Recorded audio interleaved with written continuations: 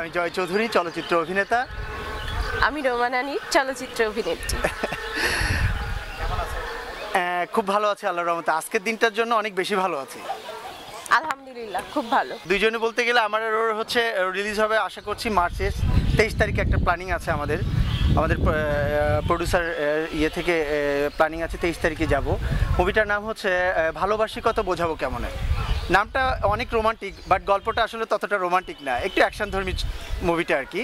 আর বাকিটাও বলবো আর কি, সব কিছু সমস্যা নেই, শুধু গল্পের চরিত্র বলে দিলাম, আমি আর বাকি কি বলবো। এই রোমান্টিক অ্যাকশন মুভি সবকিছু বোঝানো একটা প্যাকেজ, সো ভালো হবে আশা করি। গল্প বলবো না।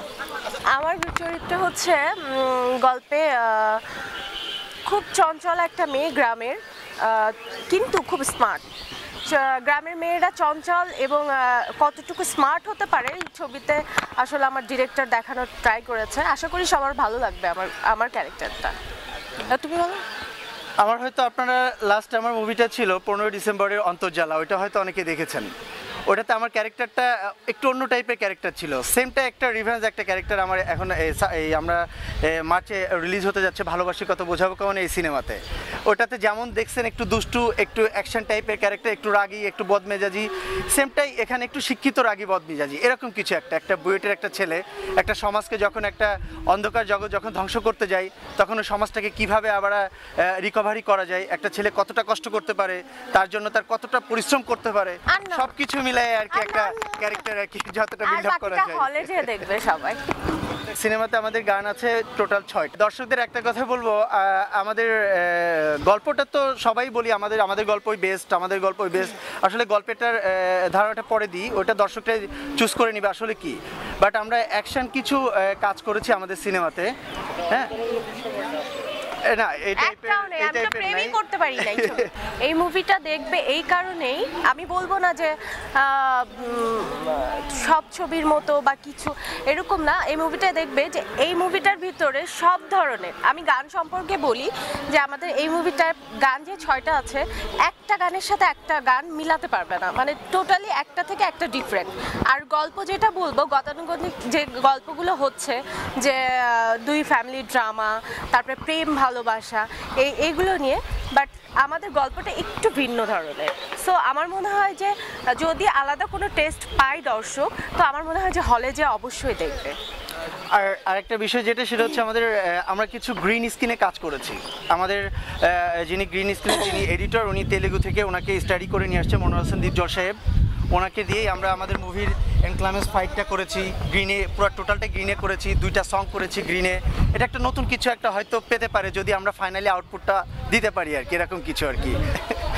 আসলে সত্যি কথা বলতে গেলে কি, আমার এই সিনেমাটা 2015 সালের সিনেমা ছিল। ও তখন 1 লট করা ছিল, এখন লাস্ট লট করে আমরা রিলিজের পথে আর কি। যার জন্য আমার অন্তর্জালা ছিল টোটালি আপডেট এবং আপগ্রেডের একটা মুভি। আমার যদিও মুভিটা ওইটা আগে রিলিজ হয়ে গেছে, এটা পরে রিলিজ হচ্ছে, বাট কিছুটা ডিফারেন্স হয়তো দর্শক বুঝতে পারবে, কারণ তখন আমার চেহারা, আমার আউটলুক সব কিছু একটু চেঞ্জ ছিল। এই টোটাল একটু মিক্সিংয়ের ব্যাপার আছে এখানে। না আসলে আমি অবভিয়াসলি যেহেতু আমি ফিল্মে কাজ করছি, প্রথমে আমি চিত্রনায়কই বলবো, কারণ সবাই বলে অভিনেতা হইতে, আমি আগে হিরো হইতে চাই। আমি তো অভিনয় করবই, এবং আমার অভিনয়টা সেটা স্ক্রিনে যাওয়ার পরে আমি দেখাবো যে আসলে আমি অভিনেতা, বাট তার আগ পর্যন্ত আমি চিত্রনায়ক থাকতে চাই। না সেটা যায় না, কিন্তু হিরো হতে গেলে যতটুকু দরকার ততটুকু আগে তো আপনাকে আনতে হবে নিজের ভিতরে। না আনতে পারলে তো আপনি স্ক্রিনেই যেতে পারবেন, স্ক্রিন পর্যন্ত তো আপনাকে যেতে গেলে আগে হিরো হইতে হবে, দেন তারপর আপনাকে অভিনেতা হইতে হবে। সো আমি দুইটা একটা সামঞ্জস্য রেখেই কাজ করতে চাই আর কি, আমি দুইটাই হইতে চাই এক কথা। ওই যে একটা কথা, আমি অভিনেত্রী হতে চাই। আর তারপরেও একটা কথা আছে আমাদের ফিল্মে, সেটা হচ্ছে প্রথমে হলো দর্শনধারী, তারপরে হলো গুণবিচারী। অবশ্যই দেখতে সব দিক থেকে, আউটফিট সব দিক থেকে অবশ্যই পারফেক্ট হতে হবে। তারপরে অবশ্যই তো আমরা পর্দায় যাব, পর্দায় যে আমরা কতটুকু কাজ করতে পারি, আমাদের অভিনয় কেমন, এটা দর্শক আমাদেরকে মানে দর্শক বলে দেবে যে আমরা অভিনেত্রী হব না আসলে একটা ছবি করেই চলে যাব। সো দর্শক এটা ফিক্সড করবে যে আমরা আসলে কি না। এটা সেকেন্ড কাজ, আগে একটা মুভি রিলিজ হয়ে গেছে, সেম ডিরেক্টর একিউ খোকন ভাইয়া ছিলেন পরিচালক, জোয়ারি গুরু ভাই খুদে যোদ্ধা ছবি ডিরেক্টর ওনার। ওনার একটা মুভি করেছি, ওর পরে আবার আরেকটা মুভি শুরু করেছিলাম। হ্যাঁ, আমাদের প্রথম ছবি হলো ভালোবাসলে দোষ কি তাতে। ওই ছবিটাতে আসলে এমন ছবির লাস্ট মুহূর্ত পর্যন্ত গিয়ে না টোটাল টিমটাই না কেমন যেন নিজেদের টিমের ভিতরে কোনো না কোনো ভাবে মনোমালিন্য হয়েছিল। ডিরেক্টর ছিল না ছবিতে, লাস্ট আউটপুটের সময় হিরো ডিরেক্টর আলাদা ছিলাম, প্রযোজকের যারা টিম টোটালটাই আলাদা ছিল, টোটালটাই আমাদের প্রযোজক ওরা নিজেরাই হ্যান্ডেলিং করেছিল, কখন কিভাবে রিলিজ করবে কিভাবে করবে আমার কথাও শোনে নাই, ইভেন ডিরেক্টরের কথাও শোনে নাই, যার জন্য ফাইনালি পর্যন্ত আমরা ছবিটার সঙ্গে ছিলাম না ওই মুভিটার সাথে। রিলিজের টাইমটাতে আমরা ছিলাম না। না আসলে এটা হচ্ছে, আমি বলবো না যে সবাই এরকম, আমাদের ফিল্মে কিছু ওই যে বলবো না যে কিছু মৌমাছি ঢোকে কামড়ানোর জন্য খালি, ঠিক আছে, তাদের কাজই হচ্ছে একটা ছবি বানাইতে আসলাম আমি এর একটা কামড় দিলাম এর একটা, সবাই না, তাহলে তো আজকে আমাদের দেশে শাবনূর, মৌসুমী, তারপরে পূর্ণিমা আপু হতো না, তাই না? সো আমি বলবো যে কিছু কিছু লোক আছে, সো ডিরেক্টর প্রডিউসারদের সাথে যতটুকু কাজের জন্য বন্ধুসুলভ আচরণ এটা অবশ্যই থাকা উচিত। আমার মনে হয় আমি যেগুলো কাজ করছি এইভাবেই কাজ করছি, যে তারা আমার কাজের ডিরেকশন দিচ্ছে যে এইভাবে কাজ করো, সো অতটুকু মেনটেন করে আমি কাজ করি। আমার ছবি দুইটা রিলিজ হয়েছে, একটা হচ্ছে ভালোবাসলে দোষ কি তাতে, একটা হলো উতলবন, এটা হলো ভালোবাসি কত বোঝাবো কেমন। নেক্সট আর একটা ছবিতে আমরা শুটিং শুরু করতে যাচ্ছি, দোষ দুশ্মন, সেটা হচ্ছে ফেব্রুয়ারির লাস্ট উইকে শুটিং শুরু হবে ইনশাআল্লাহ। ওটা ওর সাথে না, ওর সাথে বলতে আমরা একসাথেই আছি, ওর পেয়ার চেঞ্জ আর কি, হচ্ছে সোহমদা ওর পেয়ার, আর আমার পেয়ারটা আর বলছি না। আপনাদের দুজনের সাথে কোনো প্রেম চলে? প্রেম তো সব হিরো হিরোইনের সাথে চলে স্ক্রিনে, তাছাড়া আমি বেশি সুন্দর ছেলেদেরকে পছন্দ করি না, না এরকম কিছু না, মানে ও তো ফর্সা, এত ফর্সা ছেলে আমার পছন্দ না। না, এটা তো যার যার পার্সোনাল অপিনিয়ন। আমি হ্যাঁ অনেকগুলো হিসাব নাই। আবার নতুন ভাই আমাদের তো আরেকটা ছবির কথা হয়তো বলে নাই, আমাদের আরেকটা ছবি সাইন করেছে, হ্যালো ছবি, মালিক আফসারি স্যার। ওটা জুলাইয়ে শুরু, ওটা জুলাইতে শুরু হওয়ার কথা, দই দুশ্মন শুরু হবে হচ্ছে আপনার ফেব্রুয়ারিতে, আর আপনার হচ্ছে আরেকটা মুভির নাম হচ্ছে স্বর্গীয় প্রেম, এটা কলকাতার একটা সিনেমা। না, এটা যৌথ প্রযোজনা সিনেমা, আর একটা আছে 0 পয়েন্ট, এই দুইটা হচ্ছে আপনার যৌথ প্রযোজনা সিনেমা, এই দুইটা হচ্ছে স্টার্ট হচ্ছে আমার রিসেন্টলি আর কি। না, দুইটাই ইন্ডিয়ার। না না, সেরকম কিছু না, আসলেই কেন্দ্রীয় ক্যারেক্টার করেছে ছবিতে। আর যারা দর্শক যারা মুভিটা দেখেছে ওদের কাছে তো আসলে ওইভাবে জিনিসটা বুঝতে পারে না, ওরা স্ক্রিনে যতটা যেটা বেটার মনে করে ওইটাই আসলে মেন ফ্যাক্ট ছিল আর কি। বাট ক্যারেক্টার দুইটাই সমান ছিল, যেটা আসলে দর্শকরা ধরেছে ওখানে যারা মুভিটা দেখতে গিয়েছিল। আর মালিক আফসারি স্যার আপনারা জানেন, স্বনামধন্য একজন মাস্টার মেকার, উনি যাকে কোথায় কিভাবে ইউজ করতে হয় উনি ওইভাবে ট্রাই করেছে ইউজ করার জন্য, আর আমরা ট্রাই করেছি আর কি। গল্পই হিরো। আমার ক্ষেত্রে বলতে গেলে আমি তো অ্যাজ এ আর্টিস্ট হিসাবে আমাকে যতটুকু আমার সেভ করে কাজ করা দরকার আমি কাজ করেছি। হ্যাঁ, আমার ওখানে আর ওখানে যেটা প্রবলেম ছিল সেটা প্রবলেমটা হয়েছে হিরোইনের জন্য। হিরোইন পরবর্তীতে যে বলছে যে আসলে তার প্রবলেম ছিল, কিন্তু স্পটে যেহেতু সে ওই ধরনের কোনো কথা বলে নাই, বললে হয়তো আমরা ওইভাবে ওইটা ট্যাগেল দিয়ে কাজ করতে পারতাম না। আমি বলি একটা আর্টিস্ট যখন স্পটে গিয়ে যদি বলে যে হ্যাঁ আমি করতে চাচ্ছি না, তাহলে তাকে তো কেউ জোর করে করাইতে পারবে না কাজটা। হ্যাঁ, আমি অ্যাজ এ আর্টিস্ট হিসাবে আমি কখনোই আরেকজন ডিরেক্টর বা কোরিওগ্রাফার আমি তাদেরকে দোষ দিব না, কারণ আমার একজন আর্টিস্ট যে আমি কাজ করতে যাচ্ছি, আমি কি কাজ করব, আমার প্ল্যানিংটা কি, আমি কত দূর পর্যন্ত আমার কাজটা হইতে পারে, সেটা আগে থেকে একটা ধারণা নিয়ে একটা কাজে জয়েন করা উচিত।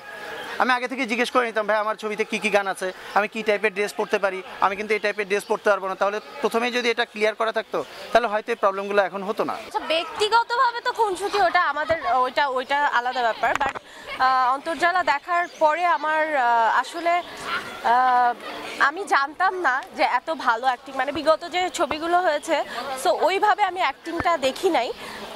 অন্তর্জালা দেখার পরে বুঝেছি যে না, সব ধরনের ক্যারেক্টারের সাথে এবং আসলে সত্যিকারের অভিনেতা, এটা আমার আসলে ছবিটা দেখে মনে হয়েছে।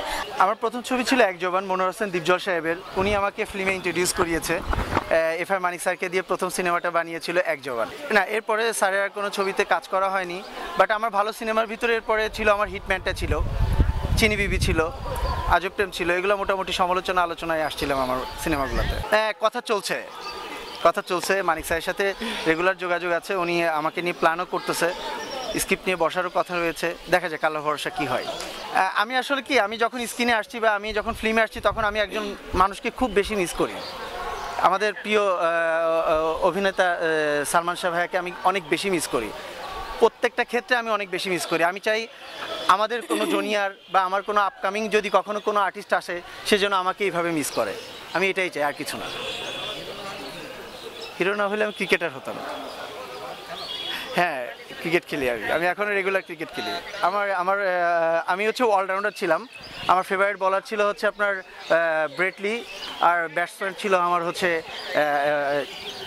জন ক্লুজনার, আমার খুব পছন্দের ব্যাটসম্যান। রিকি পন্টিনো আমার খুব পছন্দের। আমি হচ্ছে ন্যাশনাল 15-এ ছিলাম, বাংলাদেশ টিমের ন্যাশনাল 15-এ ছিলাম। আমি 65 রান করেছিলাম একবার করাচির বিরুদ্ধে। নোয়াখালী, আমাদের স্টেডিয়ামে নোয়াখালীতে খেলা হয়েছিল। আমি মাশরাফি ভাই আমরা একসাথে একই টিমে ছিলাম। আমার মাগুরাতে। না না, আমার বাড়ি মাগুরাতে। ভবিষ্যৎ কল্পনা আমি এই ফিল্মের সাথেই থাকতে চাই, ভালোবাসতে চাই ফিল্মকে, মন দিয়ে ভালোবাসতে চাই, মন দিয়ে কাজ করতে চাই। অবশ্যই অবশ্যই, সে আমাদের একজন সিনিয়র একজন আর্টিস্ট, সে যেহেতু একটা মুভিকে সামনের দিকে আগে নিয়ে যেতে পারছে, তো আমরাও ট্রাই করলে ইনশাল্লাহ আমাদের মুভিগুলোকে অনেক সামনে নিতে পারবো। এবং সেটার অনেকগুলো ওয়ে এখন বের হয়ে গেছে, কারণ এখন আউটবাউন্ড শুরু হয়ে গেছে। আমরা অনেক মুভি এখন বাইরে রপ্তানি আমদানি করছি। এগুলোর মাধ্যমে আমরা আমাদের নিজেদের প্রোডাক্টগুলোকে আমরা সবসময় প্রত্যেকটা প্রোডাক্টের সাথে একটা ডিফারেন্স মেনটেন করতে পারতেছি আর কি রেগুলারলি। কারণ আমরা ইন্ডিয়ার ছবি আমরা দেখতেছি, আমাদের ছবি কলকাতাতে চলতেছে, মালয়েশিয়াতে চলতেছে, কানাডাতে চলতেছে। সো আমরা চাইলেই আমরা পারবো ইনশাল্লাহ আমাদের সিনেমার ক্যারেক্টার করতে। আমি হ্যাঁ, যৌথ প্রযোজনার পক্ষে, আমি যৌথ প্রতারণার পক্ষে না। আমি একটা কথা বলবো যে আপনি একটা কথা চিন্তা করেন, আজকে বাংলাদেশ টিম যদি খুলনার সাথে খেলতো, আপনার চিটাগাংয়ের সাথে খেলতো, বরিশালের সাথে খেলতো, ওরা কিন্তু বাংলাদেশেই থাকতো। ওরা কোনোদিন পাকিস্তানের সাথে জিততে পারতো না, ইন্ডিয়ার সাথে জিততে পারতো না। আজকে ওরা প্রথমে হারছে, আজকে বড় বড় দেশের সাথে খেলছে, হারছে।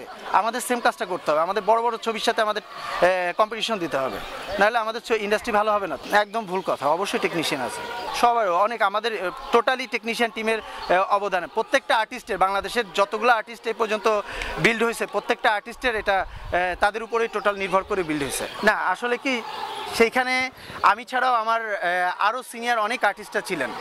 হ্যাঁ, আমরা সবাই চেয়েছি, বিষয়টা আমাদের কাছে অনেক খারাপ লেগেছে, সবাই ওরকম কোনো মুভমেন্ট নেয়নি, যার জন্য আমি ওইভাবে কোনো প্ল্যানিং করি না আর কি। সামনের পথ চলা তো চলচ্চিত্র নিয়েই, তো আমার পথ চলা তখনই মানে নির্ধারিত হবে যখন আমার ছবিগুলো সবাই অ্যাকসেপ্ট করবে।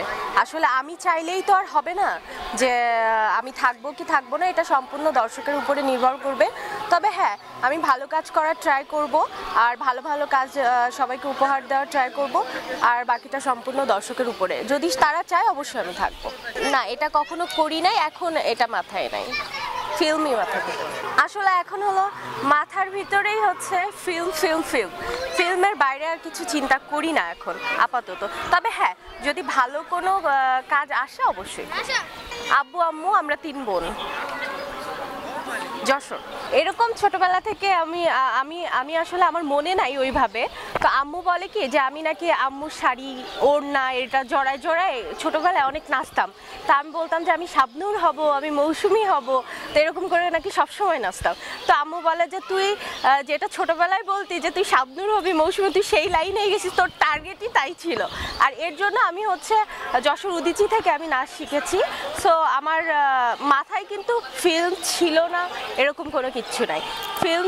ফিল্মটা বুঝতাম না তখন ছোটবেলায়, বাট সাংস্কৃতিক মোনা ছিলাম, এটা অবশ্যই ছিলাম ছোটবেলা থেকে। না সেটা ছিল না, কিন্তু তাকে দেখার খুব স্বপ্ন ছিল। আমি ফিল্মে আসবো এটা তো জানতাম না কখনো, আমার ইচ্ছাও ছিল না ফিল্মে আসার। সিরিয়াসলি আমি ফিল্মে আসার এক ফোঁটা ইচ্ছা ছিল না। আমাকে এক কথা বন্দি করা বলে না, এরকম মনোয়ার হোসেন দীপজল সাহেব আমাকে বন্দি করে প্রথম মুভিটা আমাকে দিয়ে তৈরি করে।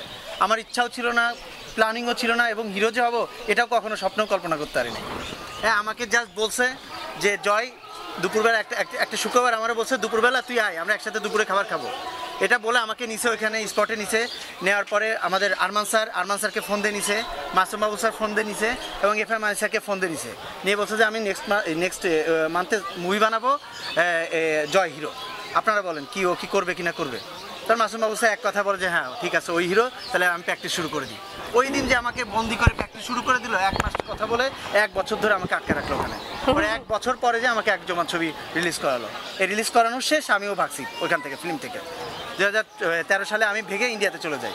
আবার 14 সালে যখন ব্যাক করার পরে তখন দেখি যে আবার একিউ খোকন ভাই আরও কয়েকজন নিজেদের খুব কাছের যাদের সাথে আগে একটু ইন্ট্রোডিউস ছিল, ওরা আমাকে বলতেছে যে আমি তো একটা মুভি করতে চাইতেছি, তোমাকে তখন চিন্তা করলাম দেখি আরেকবার একটু শখ করে করি।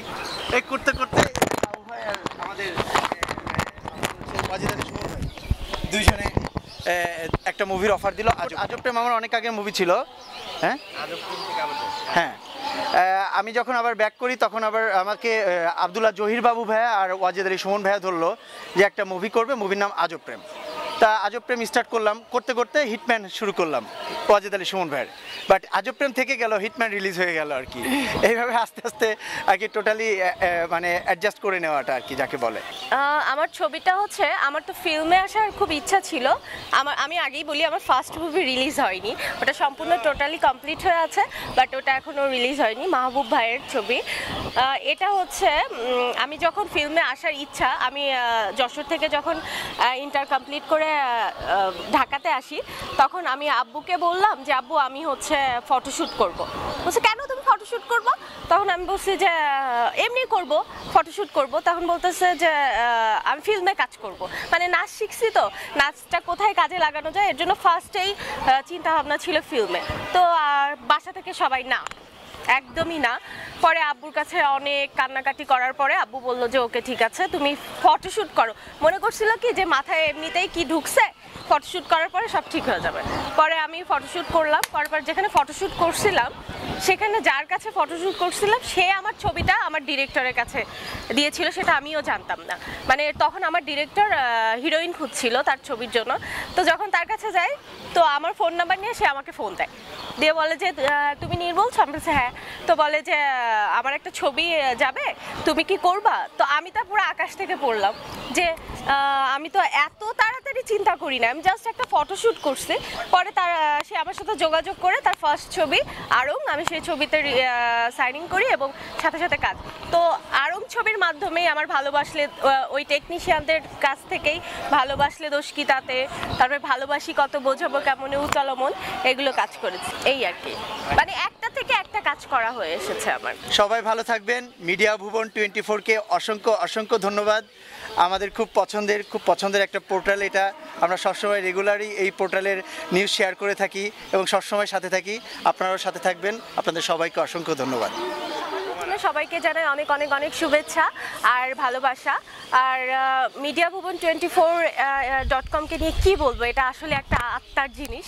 আর সবসময় তারা আমাদের পাশে থাকে, আর আমরা অবশ্যই অবশ্যই সবসময় তাদের নিউজগুলো শেয়ার করে থাকি এবং পড়ে থাকি। তাদের নিউজগুলো অনেক অনেক নেতিবাচক হয়।